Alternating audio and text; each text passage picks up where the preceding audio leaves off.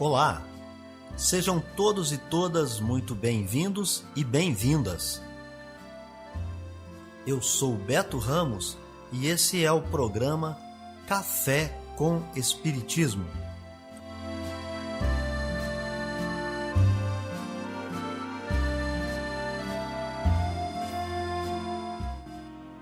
Um programa diário que aborda temas da filosofia, de conhecimentos gerais e de espiritismo. A verdade é o conhecimento que liberta.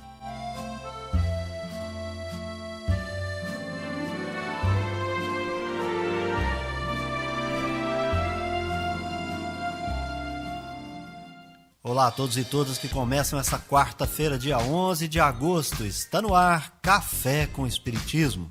Notícias, informações, dicas importantes e mensagens você acompanha só aqui no Café com Espiritismo. E nós já trazemos para vocês as efemérides, os fatos históricos, as personalidades e o dia na história.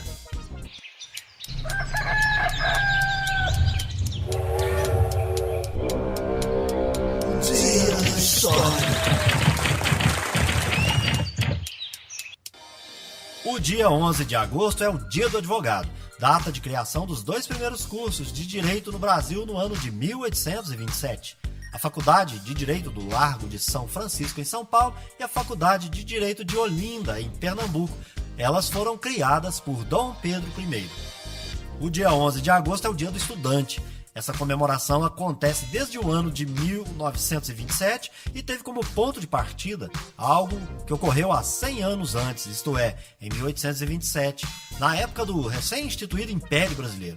Em 11 de agosto de 27, o então imperador Dom Pedro I autorizou a criação daquelas duas primeiras faculdades do Brasil, a Faculdade de Direito de Olinda, em Pernambuco, e a de Direito do Largo de São Francisco, em São Paulo. É no dia 11 de agosto que a NASA lança a nave Luna Orbiter 1, que faz as primeiras fotos da Terra, vista da órbita lunar. O dia 11 de agosto é também uma ocasião não muito interessante, mas de fato foi considerado o dia da pendura, comemorado por estudantes brasileiros de direito que vão a locais, se fartam a valer e, infelizmente, pedem para pendurar a conta. A gente pensa que essa tradição precisa ser extirpada, mas fica aí o registro. Viver bem. Dicas de como conviver harmoniosamente em todas as fases da vida. Para você que busca sua melhora individual, temos dicas de esportes, alimentação saudável, leitura edificante, hábitos espíritas e profissões. Viva bem e favoreça sua saúde física, mental e espiritual. Confira agora dicas de hábitos espíritas. Desligado da matéria em estado errante, o espírito faz a escolha de suas futuras existências corpóreas. Essa escolha é feita segundo o grau de perfeição que tenha atingido. É nisto que consiste seu livre-arbítrio. Essa é a expressão de sua liberdade, de sua autonomia. Ao reencarnar, o espírito mantém essa faculdade e não há anulação do livre-arbítrio. É preciso, pois, saber o que acontece após o reencarne. Se no estado errante, faz-se escolhas das futuras existências corpóreas. Nesse estado, o espírito sofre influência da matéria. Sob essa influência é que suportará ou sucumbirá nas provas que ele mesmo escolheu.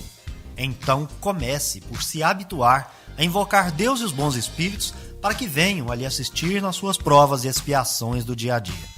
Cabe ao próprio espírito fazer as boas escolhas e fechar sua porta ao que lhe importuna intimamente. Muitos agem pelo impulso por não voltar seus esforços para a educação moral e dessa maneira não coloca sua vontade em ação. Habitue-se a se esclarecer continuamente. A vontade esclarecida escuta, julga, escolhe livremente entre dois conselhos, pois o ser humano traz em si as qualidades e os defeitos que possuía como espírito. O esclarecimento o ajuda a se libertar dos defeitos. Na existência corporal, o espírito trava uma luta com suas imperfeições, e são elas que o torna mais suscetível às sugestões externas que podem fazê-lo sucumbir na batalha que empreende. A depuração, isto é, a vontade esclarecida, ou, melhor dizendo, moralmente educada, fortalece o espírito, diminuindo suas fraquezas e o tornando menos acessível às solicitações que contribuem para sua queda moral e espiritual. Notícias do Brasil e do mundo é aqui no Café com Jornal. Está marcada para esta terça-feira, na Câmara dos Deputados, a votação da proposta de emenda à Constituição que vai discutir o voto impresso. Na última sexta-feira, a Comissão Especial da PEC recomendou, por 22 votos a 11, que o plenário rejeite o texto. Mesmo com o resultado e como a comissão tem um caráter opinativo, o presidente da Casa, Arthur Lira, decidiu colocar a proposta para a análise dos 513 deputados. O relatório do deputado Raul Henry, do MDB de Pernambuco, vai orientar a votação em plenário. No texto, o relator recomenda o arquivamento da proposta de mudanças no sistema eleitoral brasileiro. Apesar do parecer do deputado Raul Henry opinar pela rejeição da matéria, os parlamentares apreciam, em princípio, a proposta da deputada Bia Kicis, do PSL de Brasília, que é favorável à PEC do voto impresso. O texto tem que passar por 2 votações e ter o apoio de pelo menos 308 votos em cada uma, para então ser encaminhada ao Senado. Da Rádio Nacional em Brasília, Cariane Costa. Todas as regiões do planeta Terra já estão sendo afetadas pelas mudanças climáticas. É o que afirmam cientistas ligados ao IPCC, o painel intergovernamental sobre mudanças climáticas, em relatório lançado nesta segunda-feira em Genebra, na Suíça. O documento mostra que os eventos climáticos extremos aumentaram de frequência na maioria das áreas terrestres do planeta desde 1950. Esses eventos devem ficar ainda mais frequentes nas próximas décadas, como consequência direta do aquecimento global. Os cientistas preveem que, se a temperatura do planeta aumentar 4 graus, por exemplo, o número de eventos climáticos extremos em algumas regiões pode ser 9 vezes maior. O relatório mostra que a temperatura média da Terra aumentou drasticamente nos últimos 50 anos. Em um seminário online realizado pela FAPESP para analisar o estudo, o pesquisador da instituição, João Ometo, que é especialista em mudanças climáticas globais, ressaltou que o aquecimento global é consequência inequívoca da ação humana e que isso está documentado no relatório científico do IPCC. O negacionismo ele vem sendo, vamos dizer, abafado dentro desse contexto todo, porque realmente as evidências estão ficando cada vez mais contundentes, né? Então, a ciência tem essa métrica que é muito importante. Para a ciência afirmar alguma coisa, ela precisa ter muita certeza sobre aquilo, porque a responsabilidade é muito grande. O relatório do IPCC também apresenta leituras regionais do clima em áreas específicas do planeta. No Brasil, segundo o estudo, as mudanças climáticas estão diretamente relacionadas ao avanço do desmatamento, que substitui a cobertura florestal por áreas de pasto e lavouras de monocultura agrícola. O relatório dos cientistas foi enfático sobre a necessidade urgente de se reduzir as emissões de gases estufa em escala global. Caso não seja feito um esforço internacional nesse sentido, o nível de aquecimento global pode alcançar ou exceder 1,5 grau ainda nesta década. O pesquisador do INPE e autor líder do novo Atlas de Mudanças Climáticas, Lincoln Alves, que também participou do seminário virtual da FAPESP, explicou que pequenas variações na temperatura média do planeta são suficientes para prejudicar significativamente atividades essenciais à sobrevivência humana. Se percebe claramente nos resultados que os eventos que a gente chama extremos hoje podem se tornar corriqueiro e até bater recordes no futuro. E aí os setores, seja ele saúde, recursos hídricos, energia, agrícola, que hoje já identifica-se como vulnerável a um evento em particular, de fato tem que ligar o sinal a luz amarela, laranja, e que é uma realidade. O relatório apresentado nesta segunda-feira na Suíça é resultado das pesquisas do Grupo de Trabalho 1 do IPCC, que resume todo o conhecimento das ciências relacionadas ao clima no planeta. Da Rádio Nacional em Brasília, Daniel Ito. A Comissão Especial da Câmara dos Deputados sobre mudanças nas regras eleitorais aprovou na noite desta segunda-feira o relatório da deputada Renata Abreu, do Podemos de São Paulo, que prevê a adoção do sistema majoritário na escolha dos cargos para deputados estaduais e federais em 2022. É o chamado Distritão Puro. Atualmente, a eleição para a Câmara dos Deputados, Assembleias Legislativas e Câmaras de Vereadores é feita no sistema proporcional. Com o Distritão, venceria o candidato mais votado na localidade, independentemente da votação no partido, o que caracteriza um sistema eleitoral majoritário. O texto da relatora autoriza ainda a retomada das coligações proporcionais, que estavam proibidas nas últimas eleições. Para vários deputados, as medidas fragilizam os partidos políticos e favorecem a eleição de celebridades. O texto também prevê o chamado voto preferencial para presidente, governador e prefeito e, por consequência, o fim do segundo turno. Também está prevista mudança na data de posse dos chefes do Executivo, que atualmente ocorre em 1º de janeiro. A relatora propõe posse em 5 de janeiro para presidente da República e em 6 de janeiro para governadores e prefeitos, e isso a partir de 2027. Para incentivar a população a participar da política, um dos artigos prevê que os votos dados em mulheres e negros para a Câmara dos Deputados vão contar em dobro para a distribuição do fundo partidário e do fundo eleitoral. A proposta de emenda à Constituição foi apresentada inicialmente com o objetivo de impedir a realização de eleições em datas próximas a feriados, mas sofreu uma série de alterações. A aprovação definitiva das mudanças nas regras eleitorais depende ainda de votação em 2 turnos nos plenários da Câmara e do Senado. Da Rádio Nacional em Brasília, Ana Lúcia Caldas. Amor à sabedoria. Está no ar o Filosofando. Para todo aquele que pesquisa, lá no Evangelho segundo o Espiritismo você encontra resumo da doutrina de Sócrates e Platão. Nesta semana nós trazemos para você esse resumo.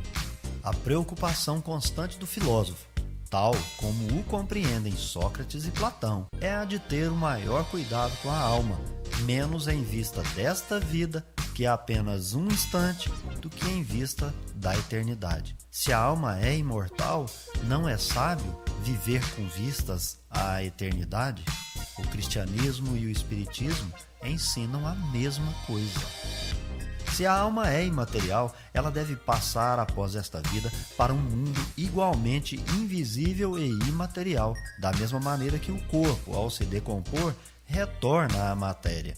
Importa somente distinguir bem a alma pura, verdadeiramente imaterial, que se nutre como Deus da ciência e de pensamentos, da alma mais ou menos manchada de impurezas materiais, a preocupação constante do filósofo, retendo-a nos lugares de sua passagem pela terra. Sócrates e Platão, como se vê, compreendem perfeitamente os diferentes graus de desmaterialização da alma. Eles insistem sobre as diferenças de situação que resultam para ela de sua maior ou menor pureza. Isso que eles diziam por intuição, o Espiritismo o prova pelos numerosos exemplos de que nos põe diante dos olhos. Se a morte fosse a dissolução total do homem, isso seria de grande vantagem para os maus, que após a morte estariam livres, ao mesmo tempo de seus corpos, de suas almas e de seus vícios. Aquele que adornou sua alma, não com enfeites estranhos, mas com os que lhe são próprios, ele somente poderá esperar com tranquilidade a hora de sua partida para o outro mundo. Em outros termos, quer dizer que o materialismo que proclama o nada após a morte seria a negação de toda responsabilidade moral ulterior e, por conseguinte, um estímulo ao mal, que o malvado tem tudo a ganhar com nada. que o homem que se livrou dos seus vícios e se enriqueceu de virtudes é o único que pode esperar tranquilamente o despertar na outra vida. O Espiritismo nos mostra, pelos exemplos que diariamente nos põe ante os olhos, quanto é penosa para o malvado a passagem de uma para outra vida, a entrada na vida futura. O corpo conserva os vestígios bem marcados dos cuidados que se teve com ele ou dos acidentes que sofreu. Acontece o mesmo com a alma. Quando ela se despoja do corpo, conserva os traços evidentes de seu caráter, de seus sentimentos e as marcas que cada um dos seus atos lhe deixou. Assim, a maior desgraça que pode acontecer a um homem é a de ir para o outro mundo com uma alma carregada de culpas. Tu vês, Cálixto, que nem tu, nem Polos, nem Górgias poderíeis provar que se deve seguir outra vida que nos seja mais útil quando formos para lá.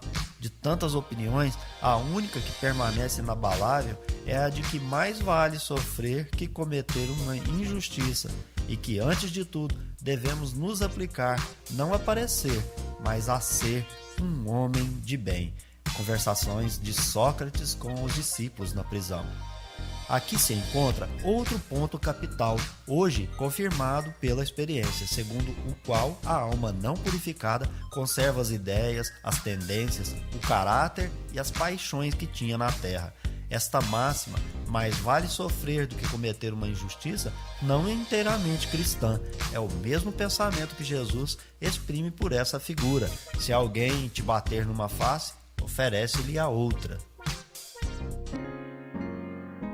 Café com Espiritismo. É hora da mensagem espírita.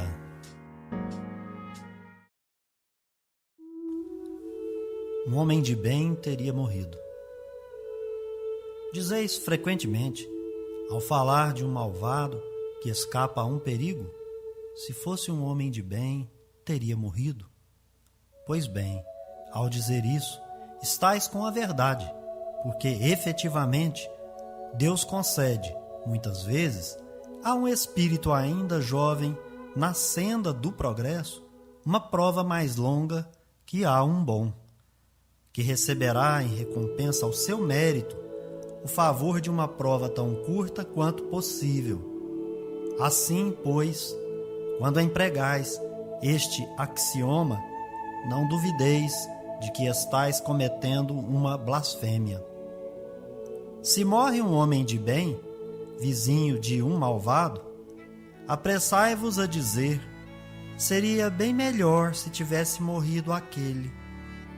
Cometeis então um grande erro, porque aquele que parte terminou a sua tarefa, e o que ficou talvez nem a tenha começado. Por que então quereis que o mal não tenha tempo de acabá-la e que o outro continue preso à gleba terrena?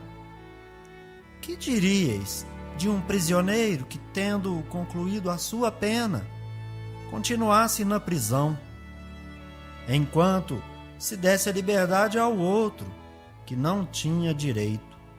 Ficai sabendo, pois, que a verdadeira liberdade está no desprendimento dos laços corporais, e que, enquanto estais na terra, estais em um cativeiro. Habituai-vos a não censurar o que não podeis compreender, e crede que Deus é justo em todas as coisas.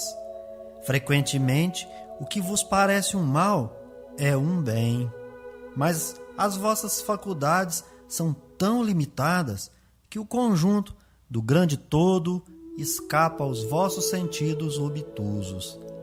Esforçai-vos por superar pelo pensamento a vossa estreita esfera, e à medida que vos elevardes, a importância da vida terrena diminuirá aos vossos olhos.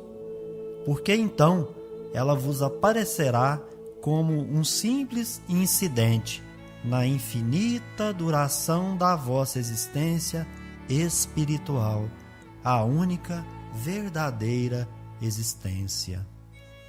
O capítulo 5 do Evangelho segundo o Espiritismo, no seu item 22, convida para refletirmos sobre a censura prévia sobre o que acontece com indivíduos que vivem no planeta.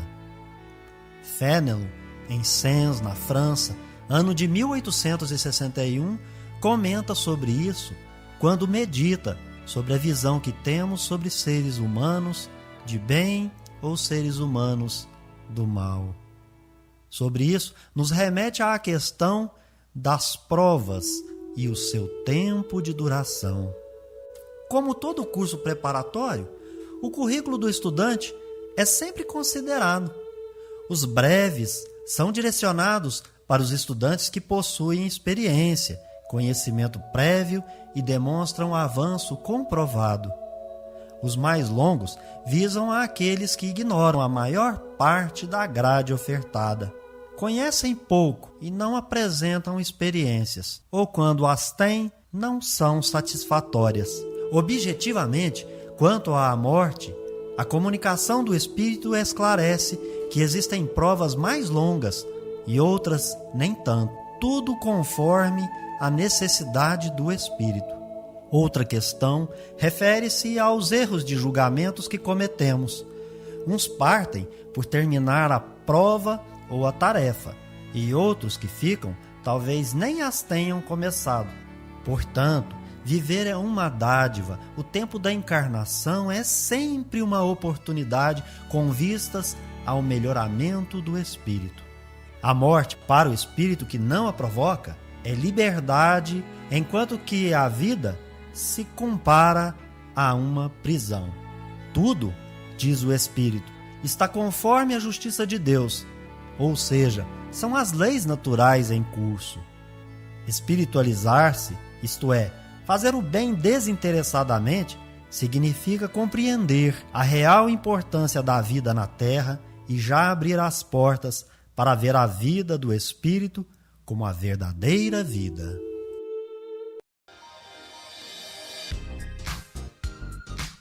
Então é isso aí, pessoal. Se inscreva no nosso canal, deixe o seu comentário, a sua impressão. Um abraço, até o próximo Café com Espiritismo. Tchau! Este foi o nosso programa Café com Espiritismo. Um oferecimento de Instituto Revelare. Se inscreva em nosso canal, acione o sino das notificações e se torne membro para apoiar os projetos. Nós nos encontramos no próximo episódio.